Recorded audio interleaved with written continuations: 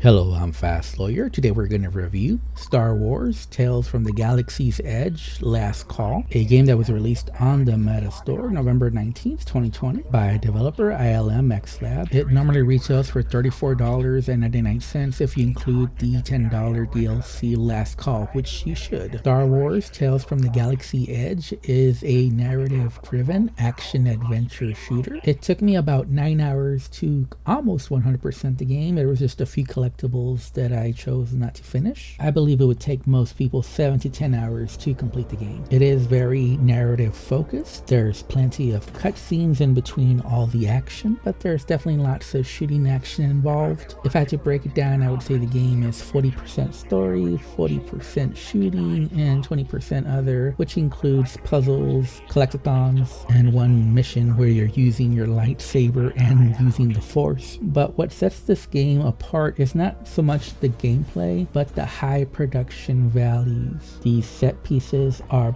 breathtaking, especially if you're a Star Wars fan. The game is running on the Unreal Engine 4, and this is one of the best looking games on the Meta Quest platform. And even though it doesn't have a graphical upgrade for the Meta Quest 3, it's still one of the better looking games on the Quest 3. Now, as far as performance, I didn't notice any major issues, but I did notice some slight stutters, usually when loading up a new scene or when there were lots of enemies around. Character models and animations were top notch, and you do get to meet several beloved characters including 3CPO, R2-D2, Darth Vader, and Yoda. The voice actors all did a wonderful job. The sound mix in general was a 10 out of 10 for me. Ambient sounds were top notch. The gun sounds, the explosions, the top level spatial audio where you could tell where enemies were coming from, and of course the absolutely magnificent musical soundtrack to the game, which really immersed you in the Star Wars universe. And really the soundtrack here is the highlight of the game and maybe the top reason you should go and buy this game. It is done to perfection in this experience. As far as the story, there is like a main story campaign, but it is called Tales from the Galaxy's Edge because there is more than one story going on here.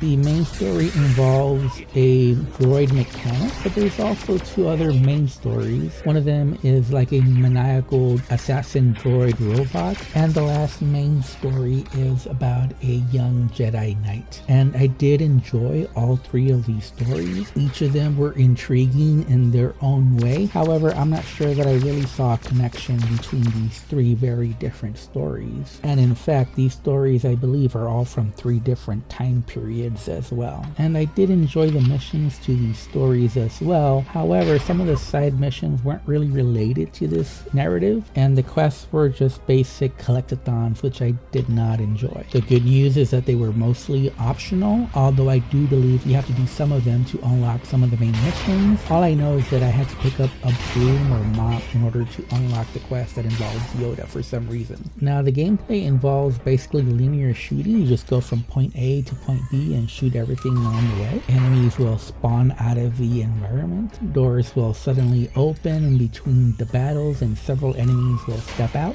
So it does kind of feel like a wave shooter, but the weapon variety, the enemy variety does keep you on your toes. This is an arcade shooter, but weapons are generally fun to use. About the only thing missing is a true sniper rifle, but you have laser pistols, blaster rifles, shotguns. You don't use the lightsaber or the Force outside of one mission, but you have special ordnance to help you out, including a classic grenade and different flying droid drones with differing abilities. Enemies do run in and out of cover, but they have differing abilities such as grenades or flying drones of their own that really keep the action fast-paced and different enough from each engagement to keep it interesting throughout. And to top it off, there's 2 different boss fights or final fights where you're doing more than just the basic shooting. You have to figure out how to end this encounter successfully. There's also some puzzles involved, although it's a minor part of the game, and I would say there's really only 2 or 3 real puzzles involved here. And what I mean by that is those are the only puzzles that might involve some thinking. The rest are just go find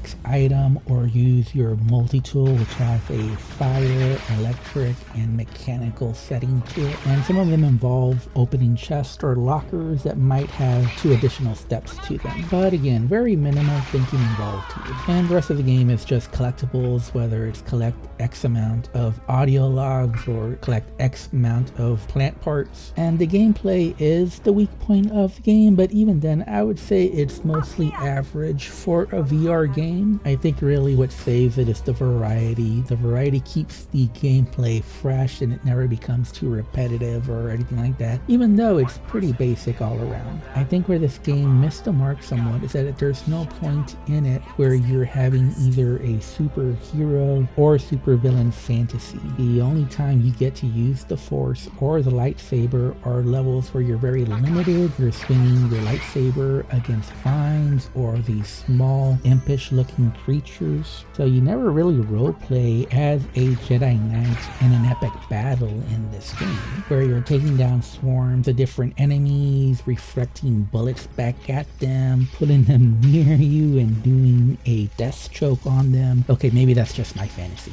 And did I mention that you actually do use a jetpack in this game? Well, there's a reason I'm saving that for last. It's because it's rather underwhelming, to say the least. When you first get the jetpack, it's very limited, as you can only do one small jump with it. But even after fully upgrading, you realize it's not that useful outside of some very limited circumstances. Now, you do have full locomotion in this game, but you will have to use teleport to go down on any platform. You also have smooth and snap turning available, along with degree and speed of turn. You have camera and hand-directed movement, along with some other experimental movement modes. There's different comfort modes as well. You can play seated or standing, and you can readjust height as well. Overall, I do strongly recommend Star Wars Tales from the Galaxy's Edge. On the Quest, the Last Call DLC is a must-buy, otherwise you're losing out on over half the game's content and the best part of the content as well. I'm gonna rate the whole game as a total package like it is on the PSVR 2, and I'm gonna rate it a 7.5 out of 10. And like I said, even though it's not optimized for the Meta Quest 3, I do believe it's one of the better games available for the Meta Quest 3. The high production values here just really put the game over the top. Excellent writing, excellent voiceovers, excellent sound mix, a great musical score, and breathtaking set pieces make this a must experience for VR. Anyways, I'm Fast Lawyer. This has been my review for Star Wars Tales from the Galaxy's Edge Last Call. If you enjoyed this video, don't forget to like, comment, and subscribe. And as always, have a wonderful day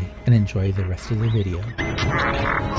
You hasten your efforts. You only have moments before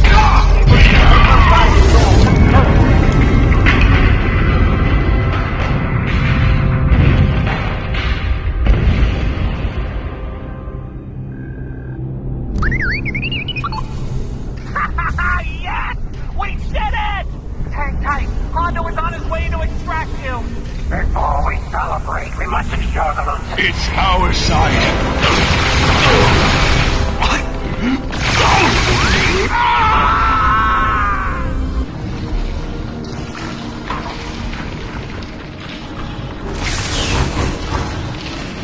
Yes, Addy.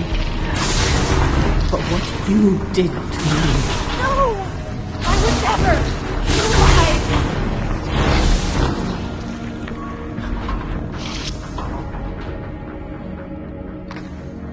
Master Yoda!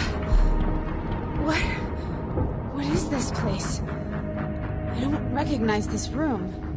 Here, Padawan. Closer. Answers have I. Master Yoda, I can't remember what happened here. I can't remember what I might have done. Live forever under the shadow of your deeds. You must. Why would you say that? Took their lives you did. Without mercy. Without hesitation. No, I couldn't. I don't believe you. It's not me. There's something wrong with this place.